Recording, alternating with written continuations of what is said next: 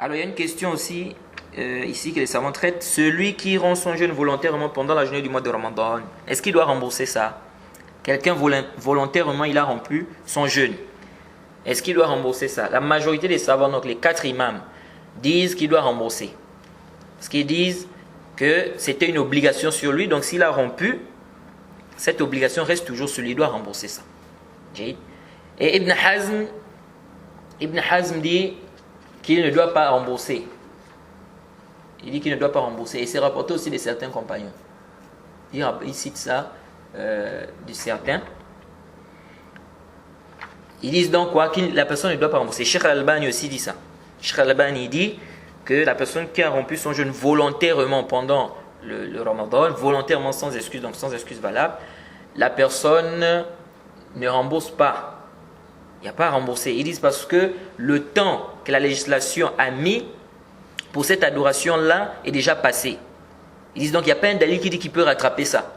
Donc le temps est passé, c'est fini. Où est le dalil qui demande de rembourser? Ils disent il n'y a pas un dalil qui demande de rembourser. Et donc ici, il n'y a pas à rembourser ça. Qu'est-ce que la personne doit faire? Il doit faire un tawbah. Parce que ce qu'il a fait, c'est grave. C'est très grave. Le prophète Mohammed sallallahu alayhi wa sallam, dans le Sahih Ibn Khuzayma, hadith est rapporté par Ibn Khuzayma, c'est authentifié par le Cheikh Al-Albani. Le prophète dit qu'il a vu des gens qui étaient pendus par leurs chevilles avec des bouches tranchées et ensanglantées. Il a demandé qui sont ces gens. On lui a dit ce sont des gens qui rompent leur jeûne avant son terme. Ce sont des gens qui rompent leur jeûne avant son terme. Donc c'est grave. Hein? C'est-à-dire que tu es en jeûne, tu romps ton jeûne volontairement sans excuse valable. C'est très grave. Hein? Et si ça c'est pour celui-là qui a commencé à jeûner et qui rompt, c'est-à-dire si ce châtiment-là c'est pour celui qui a commencé à jeûner puis qui rompt, que dire de celui-là qui ne jeûne même pas? C'est pourquoi Cheikh Al-Albani, dans le Sislat Sahiha, au tome 7, il a dit quoi là-bas? Il a dit, ça c'est le châtiment de celui qui jeûne puis rompt volontairement avant le moment de la rupture du jeûne. Donc sans excuse valable. Il dit alors, comment sera la situation de celui qui ne jeûne pas du tout? Est-ce que vous voyez? Donc c'est grave. Tu romps ton jeûne volontairement. Donc ces savants ont dit, tu as fait quelque chose de grave, tu dois faire le tawbah, tu dois demander à la pardon. Hein? Donc, tu dois faire un tawbah sincère. Donc, tu réunis les conditions du tawbah, regretter, ne plus refaire ça, etc. Et ils disent, tu dois faire beaucoup de surérogatoires. Donc, tu dois faire beaucoup de jeûnes surérogatoires pour espérer que ces jeûnes-là vont compenser, n'est-ce pas, ce manquement que tu as eu à faire par rapport aux jeûnes obligatoires. Parce que vous devez savoir que on a déjà vu ce hadith hein, quand on a parlé des prières surérogatoires. Le hadith où le prophète a dit qu'Allah subhanahu wa ta'ala dira aux anges hal li abdi min tatawwu' fatutimma lahu fariidatahu. Lorsque le serviteur, on va regarder, n'est-ce pas, ses adorations, on va regarder la prière et Allah subhanahu wa ta'ala va dire aux anges est-ce que mon serviteur a des surérogatoires pour que ça puisse compenser les obligations s'il y a eu des manquements. Et à la fin du hadith, le prophète a dit on fera ainsi avec toutes ses œuvres. Donc la personne doit faire beaucoup de surérogatoires.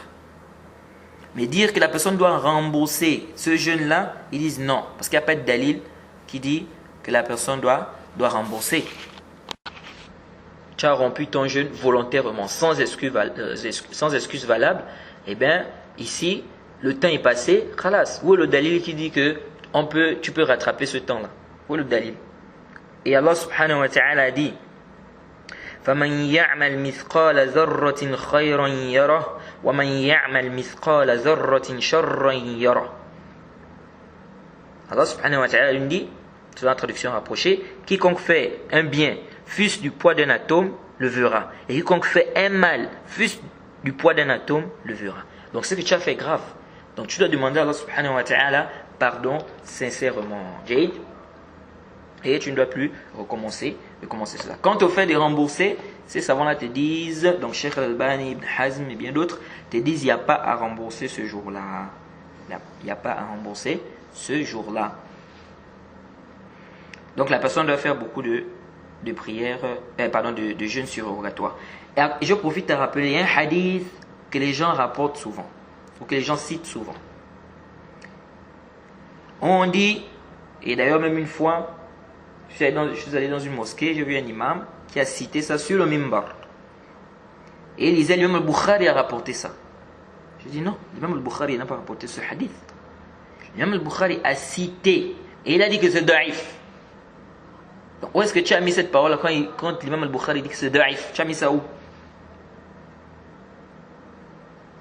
Le hadith qui dit que le prophète a dit Man aftara yawman min Ramadan li ghayri udhr, c'est-à-dire celui qui va rompre un jour parmi les jeûnes du Ramadan sans excuse, il ne pourra pas rembourser cela même s'il jeûne toute l'année et toute la vie.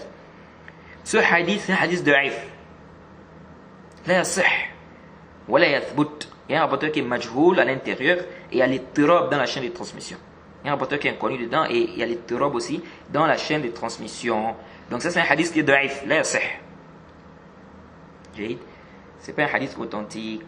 Malheureusement, on voit beaucoup des imams qui amènent ça pendant le Ramadan. Disons le prophète Mohammed sallallahu alayhi wa sallam a dit, et ils disent l'imam al-Bukhari a rapporté. Ça ghalat. Tu ne peux pas dire kharrajahu al-Bukhari, ou bien akhrajahu al-Bukhari. Là. Parce qu'il a cité ça. Ta'liqan. Donc, intabihu li hadha. Souvent, certains imams, quand ils veulent prêcher, ils veulent enseigner, n'est-ce pas? Surtout pendant le mois de Ramadan, quand ils veulent parler de la gravité de celui qui rend son jeûne volontairement, ils amènent ce hadith. Mais le hadith là est da'if, la yasih wa la yathbut.